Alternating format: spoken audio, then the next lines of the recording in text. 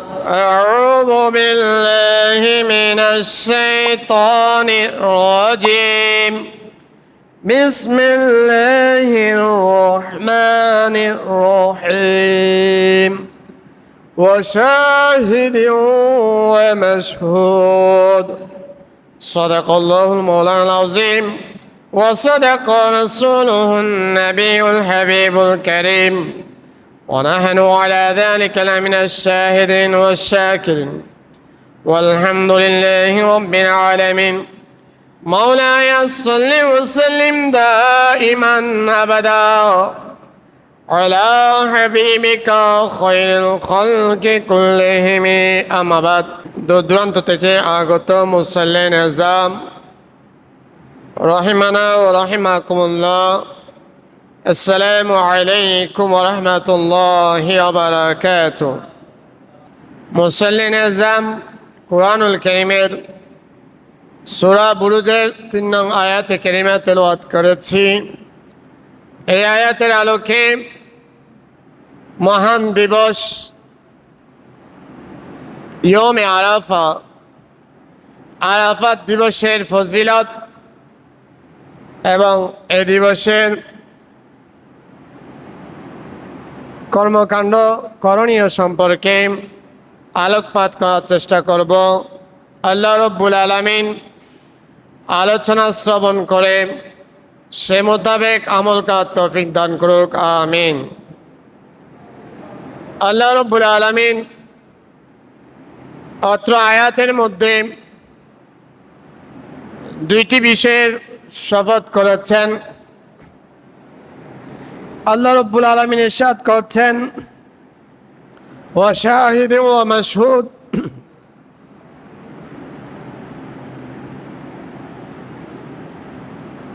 সাক্ষীদাতা এবং সাক্ষ্য বহনকারী, এই দুইয়ের শপথ। আল্লাহ রব্বুল আলামিন এখানে শাহেদ এবং মাশহুদ এই দুইটি বিষয়ের শপথ করেছেন। আল্লাহ রব্বুল আলামিন যখন কোন একটি বস্তু কিংবা স্থান কিংবা সময়ের শপথ করেন, কোরআনুল কারীমের মধ্যে বিভিন্ন জায়গায় বিভিন্ন স্থান সময়ের আল্লাহ রব্বুল আলামিন শপথ করেছেন। তন্মধ্যে এই আয়াত অন্যতম, যে আয়াতের মধ্যে আল্লাহ রব্বুল আলামিন দুইটি বিষয়ের শপথ করেছেন। তো এই আয়াতের ব্যাখ্যা করতে গিয়ে হযরতে প্রখ্যাত সাহাবী রাসূল আবু হুরায়রা রাদিয়াল্লাহু তাআলা আনহু বর্ণনা করছেন, আল্লাহ রব্বুল আলামিন এই আয়াতের মধ্যে কি বোঝাতে চেয়েছেন, এই আয়াতের ব্যাখ্যা করতে গিয়ে রাসূল করিম সাল্লাল্লাহু তাআলা আলাইহি ওয়াসাল্লামের হাদিসে মুবারাকা নকল করেছেন। হযরত আবু হুরায়রা রাদিয়াল্লাহু তাআলা আনহু রাসূল করিম সাল্লাল্লাহু তাআলা আলাইহি ওয়াসাল্লাম থেকে বর্ণনা করছেন, আন্না নবী সাল্লাল্লাহু তাআলা আলাইহি ওয়াসাল্লাম قال اليوم الموعود يوم القيامة واليوم المشهود يوم عرفة والشاهد يوم الجمعة। হযরত আবু হুরায়রা রাদিয়াল্লাহু তাআলা আনহু বর্ণনা করছেন, রাসূল করিম সাল্লাল্লাহু তাআলা আলাইহি ওয়াসাল্লাম হাদিস শরীফের মধ্যে আয়াতের ব্যাখ্যা করতে গিয়ে বলেন, আল্লাহ রব্বুল আলামিন এখানে যে শাহেদ বলেছেন, সাক্ষীদাতা, এই শাহেদ বলতে আল্লাহ রব্বুল আলামিন এখানে ইয়মুল জুমআকে বুঝিয়েছেন, জুমাত দিবসের আল্লাহ রব্বুল আলামিন শপথ করেছেন। ওয়াল মাশহুদ, মাশহুদ বলতে আল্লাহ রব্বুল আলামিন এখানে ইয়মে আরাফা কে বুঝিয়েছেন। অর্থাৎ অত্র আয়াতের মধ্যে আল্লাহ রব্বুল আলামিন জুমাত দিবস এবং আরাফা দিবসের শপথ করেছেন।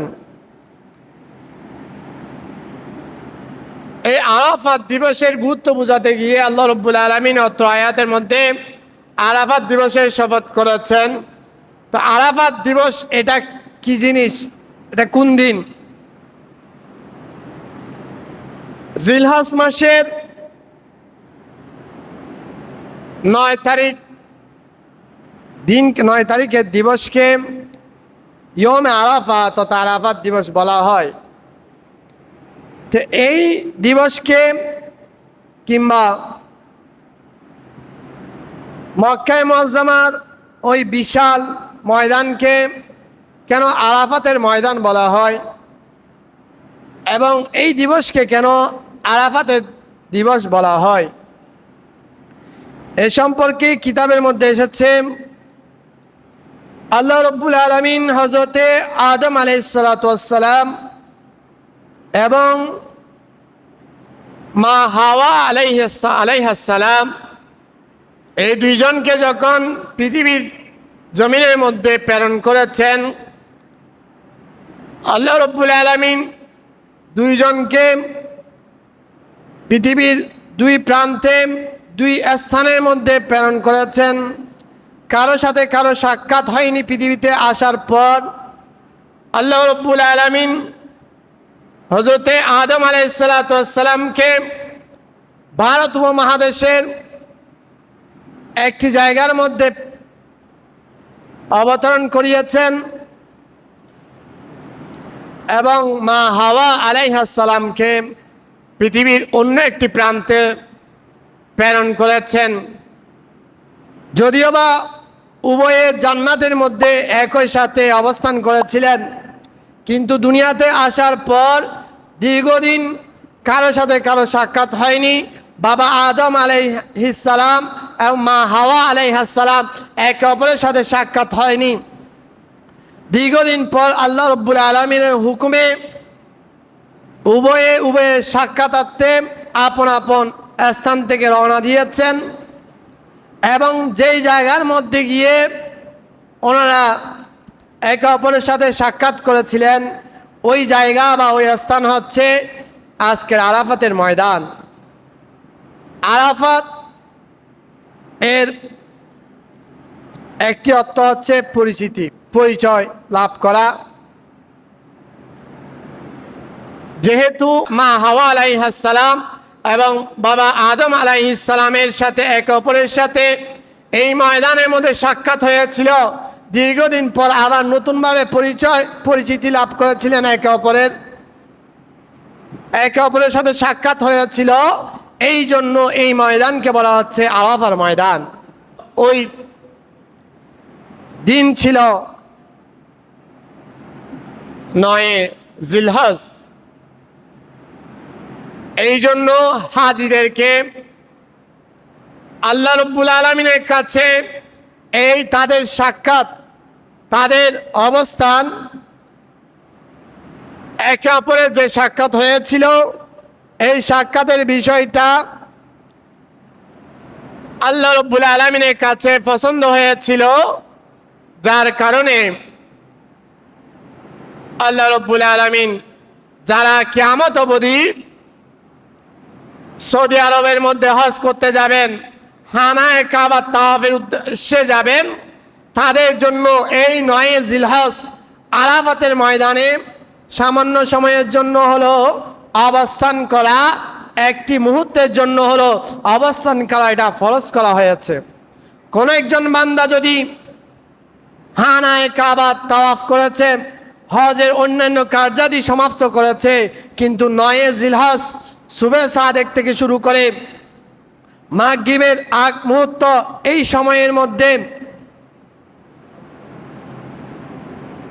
আসরের সময়ের ভিতরে, এই সময়ের মধ্যে যদি কোনো বান্দা হাজিগণ যদি ওই আরাফাতের ময়দানে কোনো কারণে যদি অবস্থান না করে, ওই বান্দার হজ আদায় হবে না।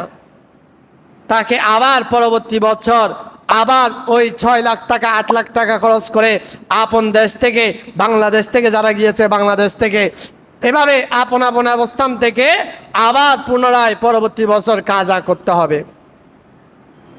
বস্তুত এই হজের আহকামগুলো যদি আমরা পর্যালোচনা করি, এটা কোনো একজন আল্লাহর প্রিয় বান্দার কাজ, যেটা আল্লাহর কাছে পছন্দ হয়েছে। সকল আল্লাহর প্রিয় বান্দা, আল্লাহর নবী, আউলিয়া ইকরামের এই কাজগুলো আল্লাহর কাছে পছন্দ হয়েছে।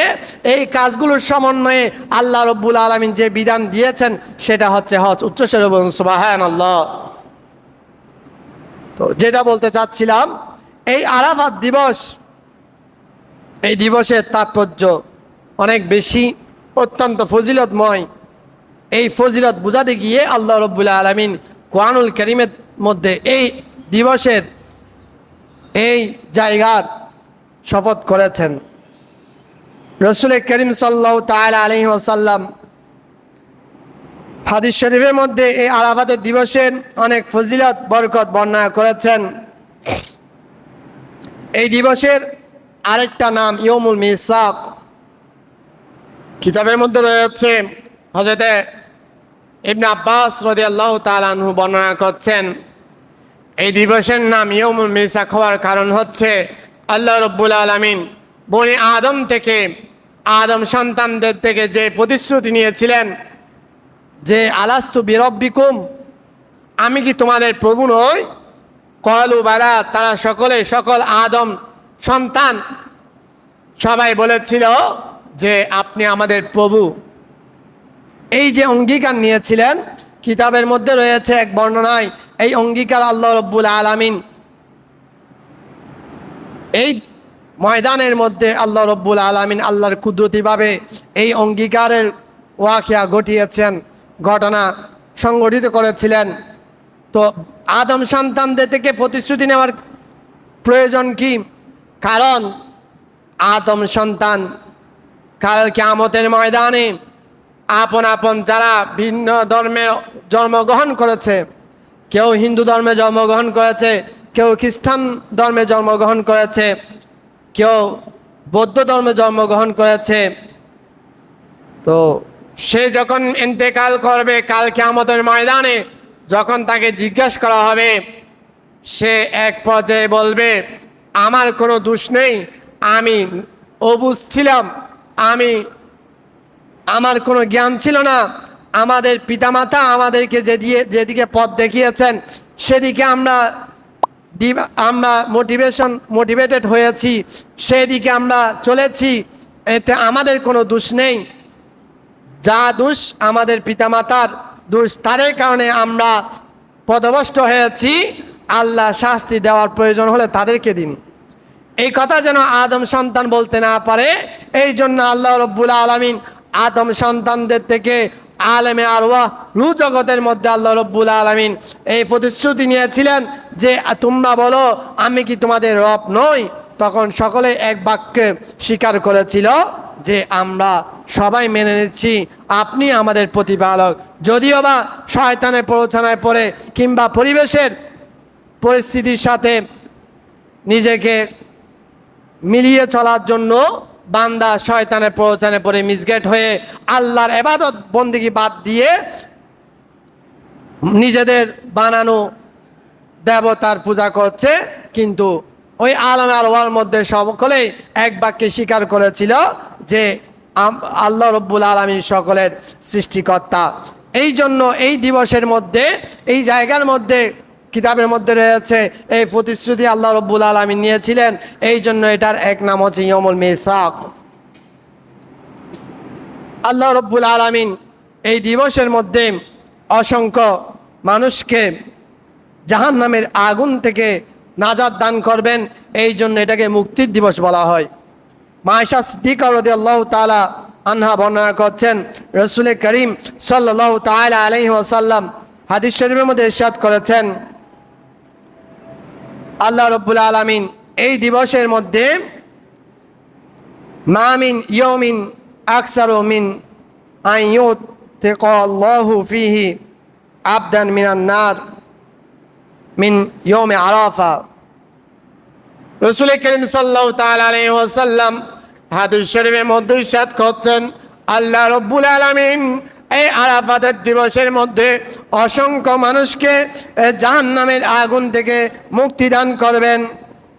আল্লাহ রব্বুল আলামিন সাহাবায়ে কিরাম মানব জাতিকে সম্বোধন করে মানব জাতিকে দেখিয়ে দিয়ে আল্লাহ রব্বুল আলামিন ফেরেশতাদেরকে সম্বোধন করে গর্ব করে বলবেন, আরাফাতের ময়দানের মধ্যে অসংখ্য লক্ষ লক্ষ হাজিরা যে সমবেত হয়েছে, আল্লাহ রব্বুল আলামিন ওই হাজিদেরকে সম্বোধন করে ওই হাজিদেরকে দেখিয়ে দিয়ে আল্লাহ রব্বুল আলামিন ফেরেশতাদের কাছে গর্ব করবেন। আল্লাহ রব্বুল আলামিন বলবেন, হে আমার ফেরেশতারা, তোমরা দেখে দেখো আমার বান্দারা আমি আল্লাহ রব্বুল আলামিনকে দেখেনি, নিজ চোখে দেখেনি, অদৃশ্যভাবে আমি আল্লাহর এই ওয়াহাদানিয়তকে তারা মেনে নিয়েছে, আমি আল্লাহর আমি আল্লাহর একত্ববাদকে তারা মেনে নিয়েছে, আমার দিন ইসলামকে কবুল করে তারা এই আরাফাতের ময়দানের মধ্যে সমবেত হয়েছে। সাহাবায়ে ওই আরাফাতের হাজিদেরকে লক্ষ্য করে ফেরেশতারা বলবেন, হে আমার রব, হে আমাদের প্রতিপালক, তারা কি ইচ্ছা পোষণ করছে, তারা কি জন্য এই জায়গার মধ্যে সমবেত হয়েছে। আল্লাহ রব্বুল আলামিনের পক্ষ থেকে বলা হবে, দেখো দেখো আমার এই বান্দারা এই জায়গার মধ্যে একতাবদ্ধ হয়েছে, তাদের চলাফেরার মধ্যে তাদের কোনো সাজগোজ নেই, তাদের চুলগুলো এলোমেলো, তাদের শরীরের মধ্যে ধুলাময়, তারা পরিপাটি নাই, এত সদ্য তারা এলোমেলোভাবে আমি আল্লাহ রব্বুল আলামিনের সন্তুষ্টি অর্জনের জন্য তারা এই আরাফাতের ময়দানের মধ্যে উপস্থিত হয়েছে একমাত্র আমি আল্লাহ রব্বুল আলামিনের রহমত পাওয়ার আশায়। পেয়ারা হাজিন, আল্লাহ রব্বুল আলামিন এই দিবসের মধ্যে ওই আরাফাতের ময়দানের মধ্যে যারা অবস্থান করবে, আল্লাহ রব্বুল আলামিনকে যারা সন্তুষ্ট করতে পারবে, আল্লাহ রব্বুল আলামিন তাদেরকে কাল কিয়ামতের ময়দানে ওই জাহান্নামের আগুন থেকে মুক্তিদান করবেন। উচ্চস্বরে বলুন সুবহানাল্লাহ। এই জন্য এই দিবসকে মুক্তি দিবস বলা হয়। আরেকটা ফজিলত হচ্ছে এই আরাফাতের দিন এটা ঈদের দিন। হযরতে ফারুক আজম রাদিয়াল্লাহু তাআলা আনহুর খেলাফতকালে একজন ইহুদি ফারুক আজম রাদিয়াল্লাহু তাআলা আনহুকে প্রশ্ন করল, হে আমিরুল মুমিনিন, আপনাদের ধর্মের মধ্যে এমন একটি আয়াত রয়েছে, আপনাদের কিতাবের মধ্যে এমন একটি আয়াত অবতীর্ণ হয়েছে, ওই আয়াত যদি আমাদের তাওরাত কিতাবের মধ্যে অবতীর্ণ হতো, আমাদের উপর যদি অবতীর্ণ হতো, ওই দিবসকে আমরা ঈদের দিন হিসাবে পালন করতাম, আমরা খুশি উদযাপন করতাম। হযরতে ফারুক আজম রাদিয়াল্লাহু তাআলা আনহু ওই ইহুদিকে সম্বোধন করে বললেন, হে বলো বলো ওই আয়াত কোন আয়াত? তখন ওই ইহুদি বলল, হযরতে ফারুক আজম রাদিয়াল্লাহু তাআলা আনহুকে সম্বোধন করে বললেন, সূরা মায়েদার সর্বশেষ আয়াত যা নাজিল হয়েছে, আল ইয়াউমা আকমালতু লাকুম দীনাকুম ইলা আখির আয়াত, এই আয়াত কারিমা বললেন। যখন ওই ইহুদির কাছে ফারুক আজম রাদিয়াল্লাহু তাআলা আনহু এই আয়াতের কথা শুনলেন, ফারুক আজম রাদিয়াল্লাহু তাআলা আনহু বললেন, হে ইহুদি, তুমি শুনে রাখো, জেনে রাখো, আমরা এই দিবসকে, যেই দিন এই আয়াতে কারিমা নাযিল হয়েছে, ওই দিবসে আমরা সাহাবায়ে কেরাম, আমরা মুসলিমরা অনেক আনন্দিত হয়েছি, কারণ ওই দিবসটা দুই ঈদের সমন্বয় ছিল। সুবহানাল্লাহ। ফারুক আজম রাদিয়াল্লাহু তাআলা আনহু বললেন, ওই দিবস একত আরাফাতের দিবস ছিল, 9 জিলহজ ছিল। আরেকটা কারণ হচ্ছে ওই দিবসটা শুক্রবার ছিল। আল্লাহ রব্বুল আলামিন আমাদের উপর দয়া করেছেন, ফজল করেছেন, অনুগ্রহ করেছেন। আল্লাহ রব্বুল আলামিন উম্মতে মুহাম্মদীর জন্য প্রতি সপ্তাহে শুক্রবারকে এটা ঈদের দিন হিসেবে ঘোষণা করেছেন। এই হিসাবে এই দিন শুক্রবার ছিল বিদায় ওই দিন ঈদের দিন ছিল। আরেকটা কারণ হচ্ছে ওই দিবস, যেই দিবসে এই আয়াতে কারিমা নাজিল হয়েছিল, ওই দিন আরাফাতের দিন ছিল, জিলহজ মাসের 9 তারিখ ছিল। আমরা সবাই আরাফাতের ময়দানে রাসূল করিম সাল্লাল্লাহু তাআলা আলাইহি ওয়াসাল্লামের সামনে সমবেত ছিলাম। এমত অবস্থা হযরত জিবরিল আমিন আলাইহিস সালাতু ওয়াসসালাম এই আয়াতে কারিমা নিয়ে এসেছিলেন। এই জন্য আমরা এই দিবসের মধ্যে 2 ঈদ পালন করেছি। উচ্চস্বরে বলুন সুবহানাল্লাহ। প্যারা হাজরিন, এই দিবসের ফজিলত বরকত অত্যন্ত বেশি। এই দিবসের করণীয় মধ্যে অন্যতম একটি হচ্ছে এই দিবসে রোজা রাখা। এই আরাফাতের দিবস 9 জিলহজের রোজা সম্পর্কে রসুল করিম সাল্লাল্লাহু তাআলা আলাইহি ওয়াসাল্লাম হাদিস শরীফের মধ্যে ইরশাদ করেছেন, মান সামা ইয়াউম আরাফা গফরাল্লাহু লাহু সানাতান আমামাহু ওয়া সানাতান খালফাহু ওয়া কামা ক্বালা আলাইহিস সালাম। রসুল করিম সাল্লাল্লাহু তাআলা আলাইহি ওয়াসাল্লাম এই আরাফাতের দিবসের রোজার ফজিলত বর্ণনা করতে গিয়ে রসুল বলছেন, যেই বান্দা এই ইয়মে আরাফা আরাফাত দিবসে আল্লাহ রব্বুল আলমিনের সন্তুষ্টি অর্জন উদ্দেশ্যে রোজা রাখবে, আল্লাহ রব্বুল আলমিন এই রোজার বিনিময়ে তার 2 বছরের গুনাহ মাফ করে দেবেন। একটি হচ্ছে তার সামনে যে বছর, সে যে বছর অতিক্রম করছে ওই বছরের গুনাহসমূহ আল্লাহ রব্বুল আলমিন ক্ষমা করে দেবেন, এবং তার পিছনে গত বছর যেটা সে অতিবাহিত করেছিল ওই বছর তার থেকে যে গুনাহসমূহ হয়েছিল আল্লাহ রব্বুল আলমিন এই রোজার এক দিবসের রোজার বরকতে বিনিময়ে আল্লাহ রব্বুল আলমিন তার 2 বছরের গুনাহ ক্ষমা করে দেবেন। উচ্চস্বরে বলুন সুবহানাল্লাহ। এখন এই আরাফাতের দিবস, এখন প্রশ্ন হতে পারে যে এই দিবস এটা কি আমাদের দেশীয় হিজরি সন মোতাবেক আমরা গণনা করব, নাকি সৌদি আরবের হিসাবে আমরা এই দিবসটা উদযাপন করব, এই দিবসের রোজা হিসাব করব? উলামায়ে কেরামের মধ্যে ইখতিলাফ হয়েছে। উলামায়ে কেরাম বলেছেন, কেউ কেউ বলেছেন যে আপন আপন দেশের তারিখ অনুযায়ী 9 জিলহজ যেদিন হবে সেই দিন রোজা রাখবে। আবার অধিকাংশ উলামায়ে কেরাম বলেছেন, না, যেহেতু এই আরাফাত এর দিবস 9 জিলহজ, এটা দামি হওয়ার কারণ হচ্ছে স্থানের কারণে, আর ওই স্থানটা যেহেতু সৌদি আরবের মধ্যে, এই জন্য ওই দেশের যেই দিন আরাফাত দিবস সেই দিনটাই দর্তব্য হবে। অর্থাৎ সৌদি আরবের মধ্যে যেই দিন 9 জিলহজ হবে সেই দিনটা অন্যান্য সকল মুসলিম দেশের মুসলমানদের জন্য আরাফাত দিবস হিসেবে গণ্য হবে। তো এই ক্ষেত্রে উত্তম হচ্ছে আপন আপন দেশের 8-9 তারিখ এই 2 দিন রোজা রাখা। অর্থাৎ আপন আপন দেশের যেই দিন 8 জিলহজ সেদিন যদি চাঁদের হিসাব অনুযায়ী ব্যতিক্রম হয় তাহলে ওই দিন সৌদি আরবের মধ্যে 9 জিলহজ হবে, ইয়মে আরাফা হবে। আর 9 তারিখ আপন দেশের হিসাব অনুযায়ী আপন দেশের মধ্যে ইয়মে আরাফাতের দিবস হবে। এই জন্য উলামায়ে কেরাম এটাকে সমন্বয় করে বলেছেন, আফজল হচ্ছে বান্দা যদি সম্ভব হয়, এমনি তো এই জিলহজ মাসের 1 থেকে 10 তারিখ পর্যন্ত রোজা রাখার অনেক ফজিলত রয়েছে, যা গত জুমায় আলোচনা হয়েছে, গত জুমার আগের জুমায়। তো যাদের পক্ষে 10টি রোজা রাখা সম্ভব নয় তারা যেন অন্তত 2টি রোজা রাখে, অর্থাৎ আগামী শনি রবি, আমাদের দেশের হিসাব অনুযায়ী শনিবার 8 তারিখ এবং রবিবার 9 তারিখ, 8 জিলহজ এবং 9 জিলহজ এই 2 দিন যদি রোজা রাখা হয় তাহলে এই দিনের মধ্যে একদিন এটা ইয়মে আরাফা, হয়তো 8 তারিখ নয়তো 9 তারিখ। তো যেহেতু এই 2 দিন যদি রোজা রাখা হয় তাহলে আরাফাত দিবসের যে ফজিলত সেটা অবশ্যই অর্জন করা সম্ভব হবে।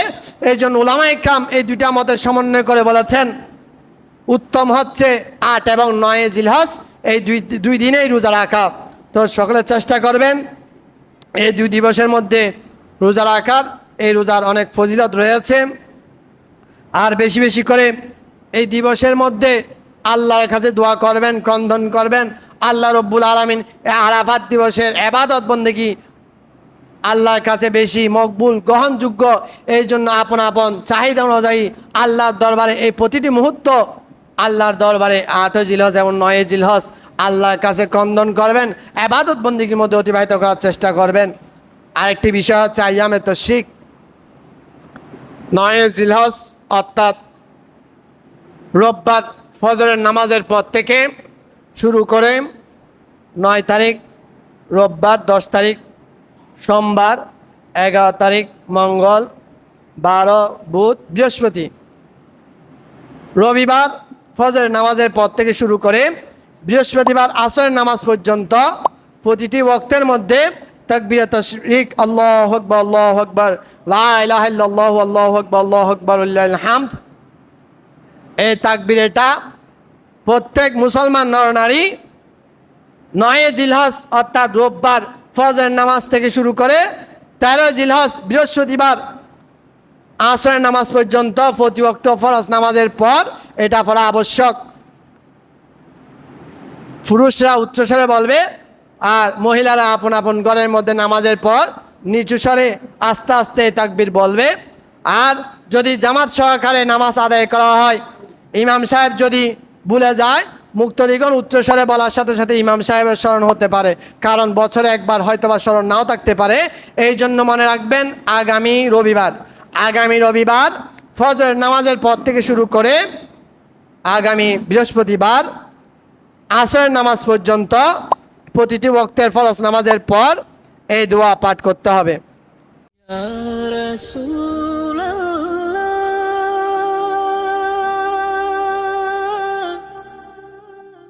ইয়া